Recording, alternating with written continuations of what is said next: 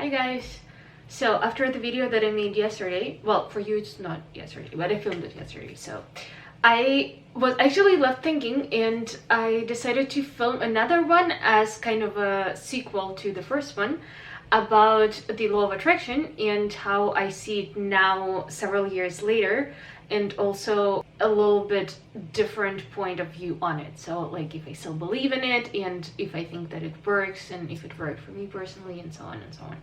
So I don't remember, like I haven't rewatched what I told about the law of attraction, but I remember that there was this like huge wave of people on the internet talking about it, just kind of write down your wishes, make vision boards, make plans for the future and so on, kind of put it out there in the universe and then let it go and try to live as if you already have what you kind of wished for, and then it will come into your life. So this is how it is kind of supposed to work.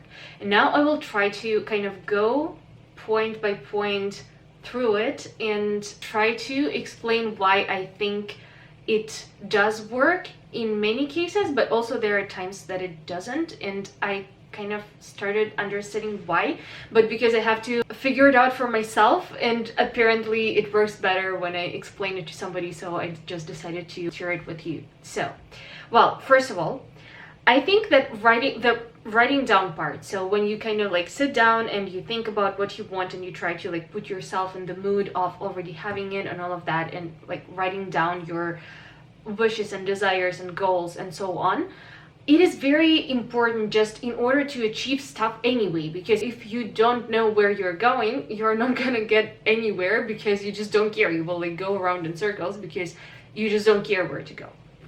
But if you already have like a certain goal that you want to achieve, it's much more probable that you will achieve it, because at least you will pay attention to opportunities. You will just know when something comes along that this is part of what you want, and so you will catch this, because we are surrounded by a ton of stuff and we don't have enough mental space to like pay attention to everything that happens around us.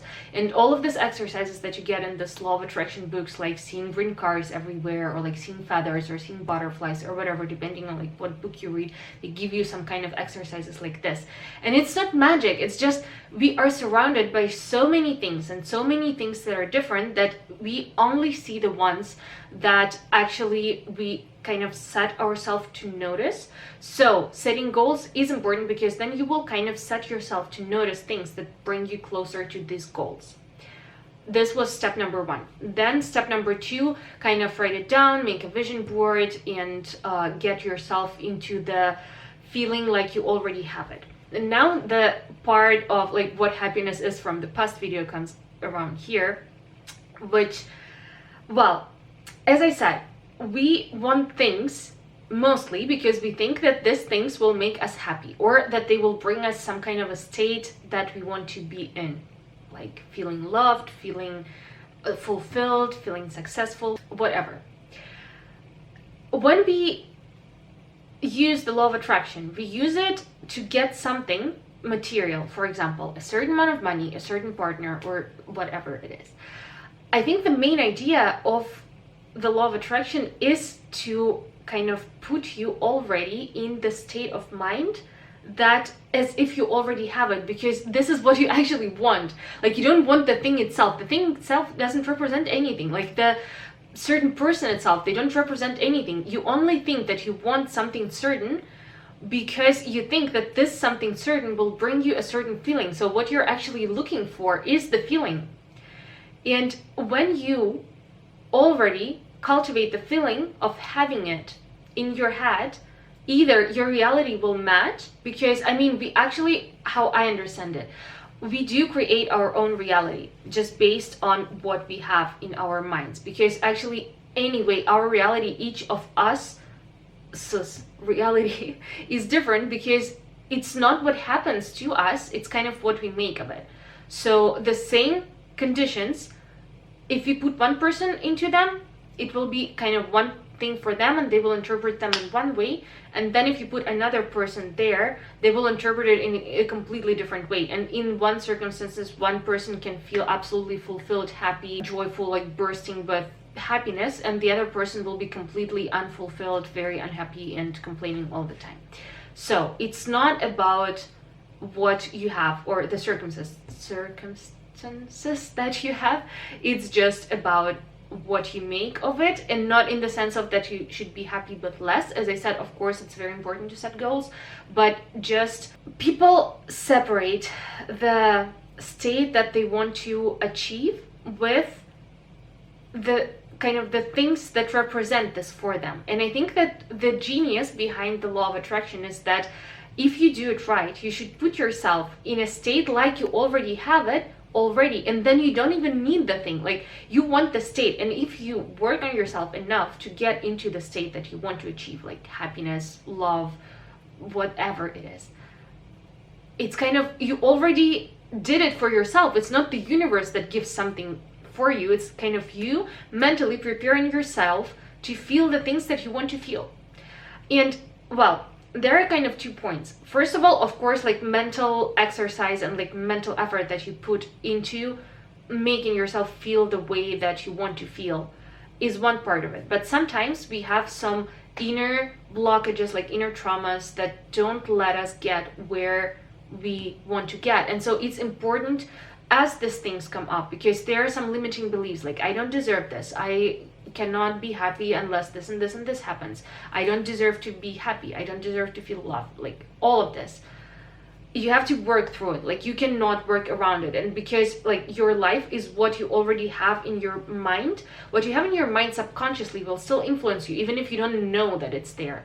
So basically, I think there are like 2 parts of achieving or manifesting like the life of your dreams, and one part is like working on this limiting beliefs and on this blockages and so on. You can do it yourself, or I think it's much faster and easier if you have the opportunity to work with someone, a professional, because sometimes you just don't see it yourself, and you somehow cannot get somewhere you haven't been before using the same instruments that you already had and used before. So you cannot do the same thing over and over again and expect different results. So you need some kind of fresh input. You can now find like tons of it on the internet, and some of these things like we can change for ourselves, but I think that some more like deeper lying stuff, it's still worth to like work it through with somebody who knows, like a psychologist or like a life coach or something like that. And well, and the second part is actually visualizing this thing that you want, and kind of not getting stuck in only working on the problem. So there is the dark side of it, and then there is the light side of it, and they're both equally important, because I, for example, tend to get stuck a lot like on the dark side. So I like to identify my problems and like solve them, and identify this complex and like this trauma and so on, and like work on that. But sometimes I get lost in this process and I forget about kind of the goal that I'm striving towards, and this is like equally important. So you cannot achieve one without the other. And there are a lot of people who are more like head in the clouds, or I will just like wishful thinking, I will think about this and then it will just happen, which also, well, to some extent, yeah, like some things that you don't have this internal like blockages about will happen like this, and this happened to me like many times. But in the end, it's not enough. Like, if you want to really like expand your potential, and you want to really like achieve super cool, amazing, like great things, I think it's very important to focus on what is limiting you to get there as well. But mostly it's just kind of getting yourself in the state that you want to achieve through things that you desire to manifest, without necessarily manifesting them, and then they will follow. Because, as I said, your life kind of represents what you already have inside of your mind. Okay, I got too excited. And well, the last part is kind of making a vision board, making like space in your life for it, prepare yourself for it, and then like release and don't stress about it too much. And this, of course, it is also kind of, I think it's also designed to kind of make yourself feel like you already have it. And these are kind of more behavioral traits that you develop in order to kind of put you in this mind space like you already have the thing that you actually want to have. And I think it's actually pretty genius, because if you, for example, you want to move to a Mediterranean countryside, and you hang like pictures of Mediterranean countryside everywhere in your apartment, and you look at it and you like imagine it and you get yourself in this super elevated state. I think it's perfect, because then you already train yourself to achieve this state of mind without actually physically having this thing. And it is super cool, because in the end you are yearning for exactly the way of feeling that it gives you, and you already have it even without having the thing. And then when you already have this feeling, the thing kind of just comes with it, or it doesn't, but you have the feeling anyway. Like, I mean, the purpose is not to have the thing, the purpose is to feel the way. And so this is why they say that, like, don't focus on a specific person, don't focus like on the specific way of achieving something, because it's not about achieving the thing, it's about achieving the state of mind.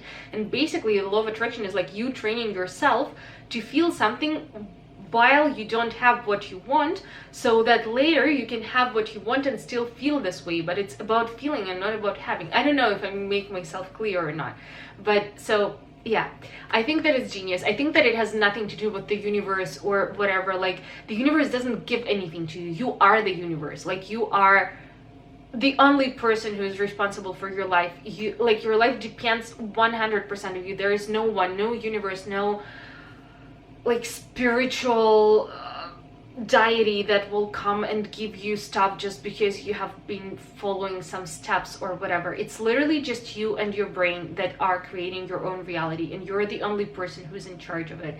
And it's your job to like identify things that limit you and work on them, but also identify like your goals and things that actually make you happy. Because of course, yeah, we can train ourselves to be happy sitting at home with ourselves, like not doing anything, but this is not the point. The point is to live life and achieve things and get feedback from the universe and like get out there and make yourself happy, but not thinking that somebody is going to come and give it to you, or not waiting for the moment that you have something in order to feel it. Because if you feel shitty right now and you're waiting, for example, for a job, a partner, whatever, to come along and make you feel better, this will never happen. Like, this just, it doesn't work.